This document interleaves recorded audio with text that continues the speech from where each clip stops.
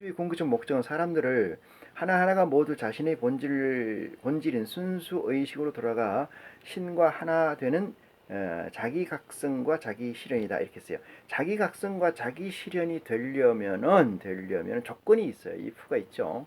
그 if를 논리적으로 받고 준비를 했을 때 가능하다 이렇게 얘기를 드릴 수가 있고요. 자기각성과 자기실현은 누가 대신해 줄 수 없는 각자 단독으로 성취해야 하는 일이다. 게다가 개개인의 기질과 경험은 아주 고유하고 상이하다. 서로가 무한히 다른 만큼 신성 체험에는 무수히 독특하고 다양성이 존재한다. 개별자의 단독성과 차이성을 중시하는 개인주의 때문에 영지주의자들은 어떤 형태의 차별제도나 위계 조직도 용납하지 않는다. 이것이 지금 요즘 기독교의 바울 신학까지는, 바울의 사상까지는 오더가 있어요. 이렇게 인간적 오더, 그러니까 하나님을 제외하고 예수 그리스도를 제외하고 목사가 있고 장로가 있고 집사가 있고 다 이 순서 있잖아요. 초신자가 있고 이렇게 순서, 이것이 바울 신앙까지는 인정이 됩니다. 근데 바울 신앙을 넘어서야 되는데 그것이 어디냐? 진리의 성령 시대라는 사실이에요. 진리의 성령 시대가 넘어서면은 그 신앙이 깨져버리죠. 그건 지금까지 우리가 흔히 어린아이 때는 횡단보도에 손을 들고 건너가세요라고 배웠기 때문에 손을 들고 건너가는 것과 마찬가지. 그럼 어른이 돼서는 손을 들고 건너가지 않는 이유가 있죠. 조건이 뭐예요? 어른이 됐다는 전제를 가지고 있습니다. 그래서 바울 신앙까지는 이 얘기가 존치됩니다. 그래서 엄격하게 준수하였던 만민평등주의와 만인사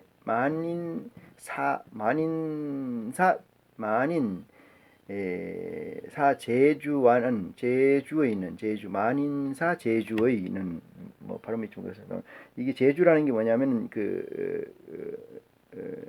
이 우두머리를 얘기하는 것 같습니다. 로마 지배계급의 제도 종교로 번질되고 있던 당시의 기독교계에 크다는 혐오를 위협으로 작용했다. 당연히 그렇겠죠.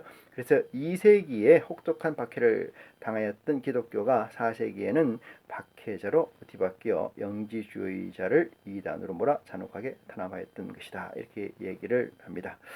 이 세상의 인간사에서는 이 수직적과 수직적 그 존재와 수평적 존재가 공유돼서 어떤 좌표를 설정하게 됩니다. 그 좌표를, 눈에 보이는 좌표. 그래서 집에 가면 너는 누구고, 회사에 나면 너는 누구고, 뭐고 이렇게 설정이 되죠. 그래서 지금 현재는 어떻게 되냐면 수직적 개념에 오더스가 깨져서 어떤 상태냐, 수평적 개념만 남아있기 때문에 아래 위가 없는 상태가 돼요. 그러니까 질서가 없다 이렇게 생각하면 되죠.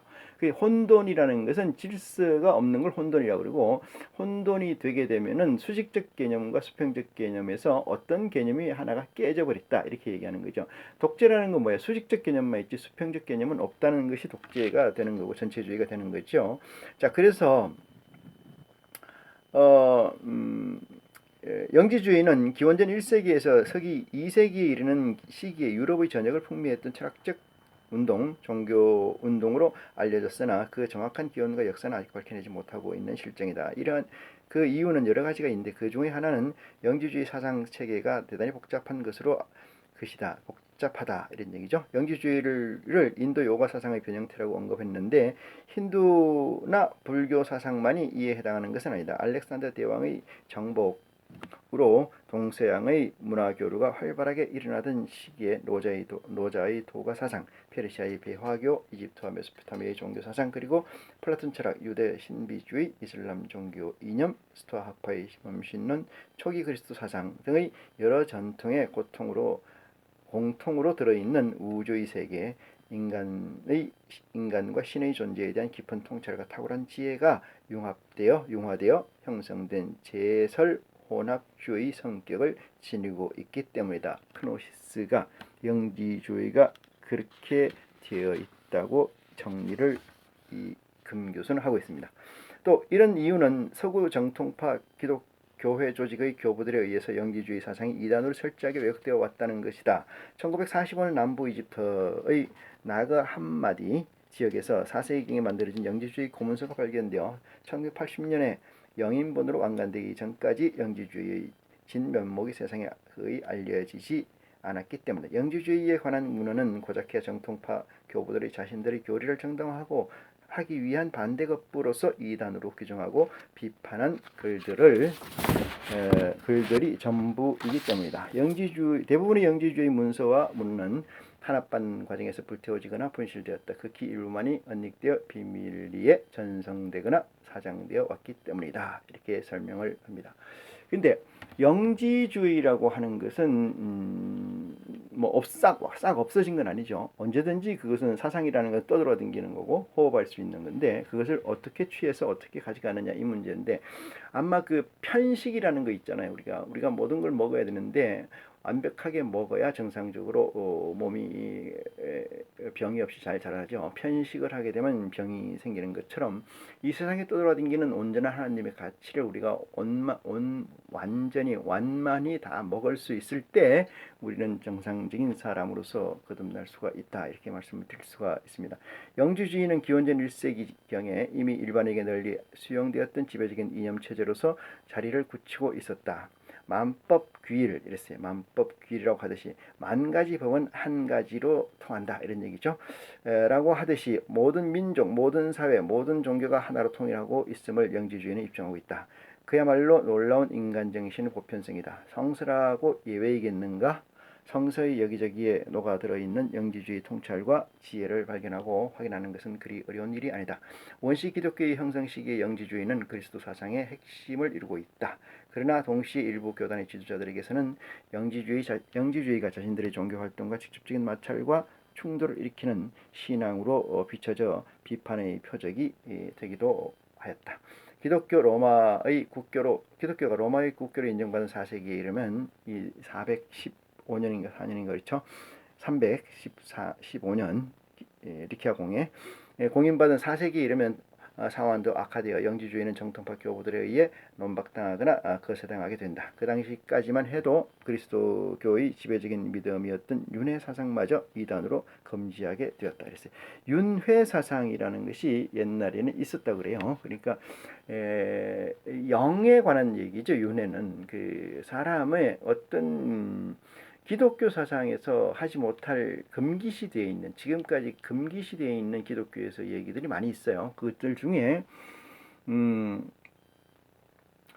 양면성이 있습니다. 양면성 두 가지다. 그러니까 자식을 많이 낳아야 돼요, 적게 낳아야 돼요, 장가를 가야 돼요, 말아야 돼요, 이런 문제에서 양면성 이것은 뭐야? 두 가지가 양립돼 있다는 거죠. 두 가지가 양립은 할 수가 없는데 왜 양립이 되냐? 시츄에이션이 틀리기 때문에 그래요. 아들의 시츄에이션과 그 백성 시티즌의 시츄에이션이 틀리기 때문에 그렇습니다. 그 양립할 수가 있어요. 여기서 이 윤회라는 사상은 어떤 것이냐면은 윤회라는 것은 하나의 영이 죽지 않고 반복해서 재생한다 이런 이 땅으로 나타난다는 거잖아요. 그러니까 하나의 A라는 영이 있으면 A라는 영이 한 사람에 들어와서 있다가 죽고 나면 이 영이 다시 있다가 다른 사람이 태어날 때 그 영이 들어가서 태어난다. 이걸 윤회라고 얘기를 하는데 기독교에서도 윤회 사상이 엄연히 존재를 합니다. 기독교 내면적으로 보면은 성경에 보면은 그 얘기가 분명히 존치되고 제가 늘 설명드렸듯이 차원의 얘기입니다만은 이 세상 성경에서 그리스도의 복음에서 보면은 차원이 1차원이 하늘의 세계가 있고 땅의 세계가 있고 그 다음에 공중 바다의 세계가 있다고 제가 설명드리는 것처럼 이 세계에서는 땅의 세계를 제외한 두 개의 세계는 다 영의 세계의 존재들입니다. 영의 세계의 존재들이기 때문에 그 영들이 누구 몸에 들어갔다 나왔다 이것을 윤회라고 규정하기보다는 언제든지 anytime anywhere 가능하다 이렇게 말씀을 드릴 수가 있습니다. 그래서 윤회 사상까지도 이단으로 금기시하게 되었다. 325년 니케아 공회에서 325년 니케아 공회에서 결정으로 성서의 내용 중 전생, 환생과 같이 윤회의 의미를 내포하거나 암시하는 구문 용어는 모두 삭제하는 작업이 단행되었고 영지주의자에 대한 대대적인 탄압도 자행되었다. 553년 콘스탄티노플 공회 이후에는 단순한 윤회설의 지지자들마저 이교도로 낙인 찍어 박해를 했다 이렇게 써요. 그러니까 이것이 선의적 목적을 가지고 하는 일인지 악의적 목적을 가지고 하는 일인지에 관해서 우리가 분별을 해야 된 줄 믿습니다. 그래서 선의적 목적이라고 하면은 선의적 목적이라면 우리가 조금 다소 불편하더라도 같이 힘을 협력해야 된다는 것이고요. 악의적 목적이라 그러면 그 싹을 처음서부터 제해야 된다 이렇게 생각을 합니다. 그래서 여기 중요한 것은 분별이죠. 분별하지 못하면 이것이 어떤 목적을 가지고 있는지 모르기 때문에 그 목적을 시행할 어떤 사업을 시행하고 있는 그 이니시티브를 진 자들에게 우리는 계속해서 당할 수밖에 없다. 이렇게 말씀을 드릴 수가 있습니다. 쭉 넘어가서 보겠습니다. 그러나 무자비한 탄압과 학살에도 불구하고 영지주의는 결코 사라지지 않았고 오히려 자생적으로 재형성되어 퍼져나갔다. 영지주의 사상의 중심지는 11세기 이탈리아 남부 프랑스였는데 로마 교회 정통파를 훨씬 능가할 정도로 강력해지자 1209년 교황 이노센트 3세는 십자군을 파병하여 무차별적으로 사륙하였다. 이렇게 했습니다. 당시 유럽 전체에서 인구가 가장 많은 지역이자 정치, 경제, 사회, 문화, 문명과 기술에서도 가장 선진 지역이었던 남프랑스 알비의 주민들도 모두 이노센트 3세에 의해 대량 학살되었다. 높은 문자 해독률을 기록했던 알비의 지역들은 지역민은 버티칸이 금지령을 어기고 성서를 애동하는 것으로 알려졌다. 알비 주민들의 학살로도 영지주의 건절되지 않자 교황은 차후 500년에 걸쳐 수백만 명의 무고한 사람을 잔인하게 고문하고 화형에 처한 종교 재판을 신설했다. 그리하여 전 유럽을 상대로 내부의 적인 이교도와 십자군 전쟁을 시작하였던 것이다. 그리하여 영지주의를 그리고 가혹하고 잔악하게 탄압하지 않으면 안 되었던 이유는 무엇이었을까? 또 죽음을 불사하면서도 영지주의 신념을 고수하는 이유는 무엇일까? 이 두 가지 화두를 던지고 있어요. 가톨릭 교회에서 로마 교황이 왜 이렇게 잔혹하게 탄압을 하면 안 되느냐 이거 하나고 그럼에도 불구하고 왜 이 사상을 계속 쫓았느냐 그들은 이 얘기에 두 가지 화두를 던지고 있습니다. 저는 이전에 해야 될 얘기 한마디가 뭐냐면은 많은 사람들이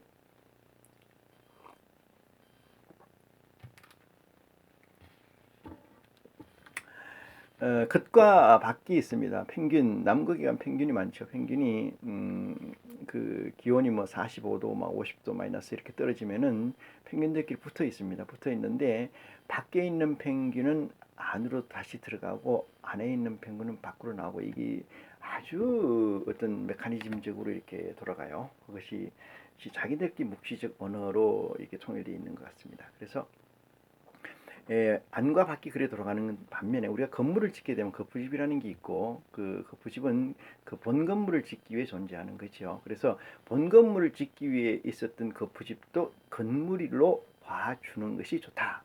그 포괄적 의미에서 그렇지만은 그들은 그 수완이 거기까지다. 그렇죠? 그들의 쓰임은 거기까지와 마찬가지로 영지주의자들이 존재했던 것도 은혜 위에 은혜.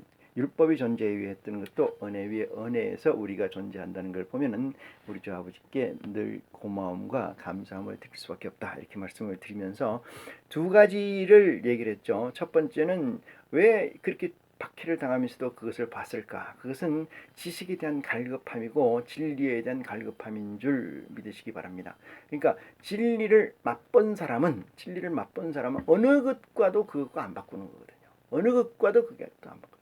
그러니까 종교라고 하는 것은 인간의 가치 중에 최상위의 가치예요. 최상위의 가치. 종교라고 하는 건. 종교라고 하는 사상인데 사상이 구체적으로 드러나 있는 게 종교잖아요.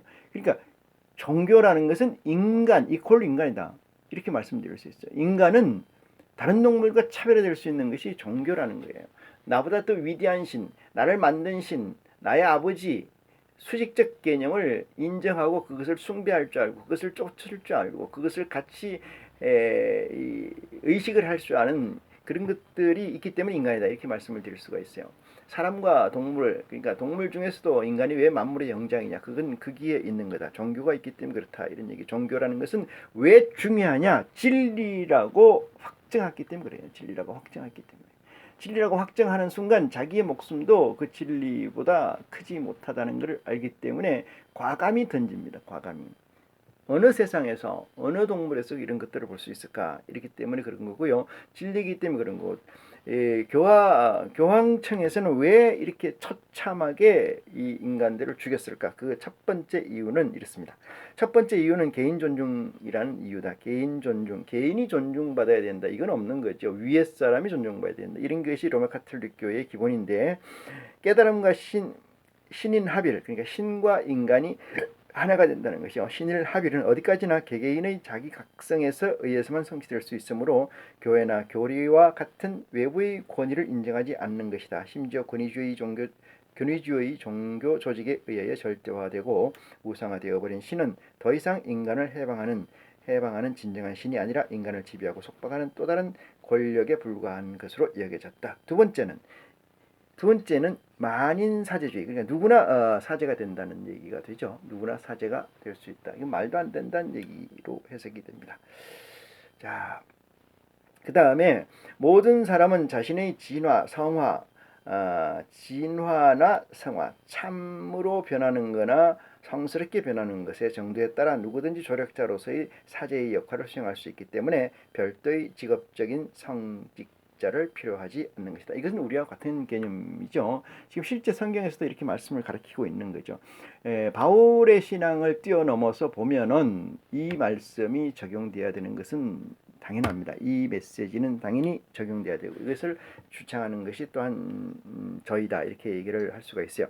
그래서 교황이 탄압을 하는 것은 첫 번째는 개인을 존중한다. 이거 아니죠. 교황을 존중해야 되는 것이기 때문이고 두 번째는 뭐예요?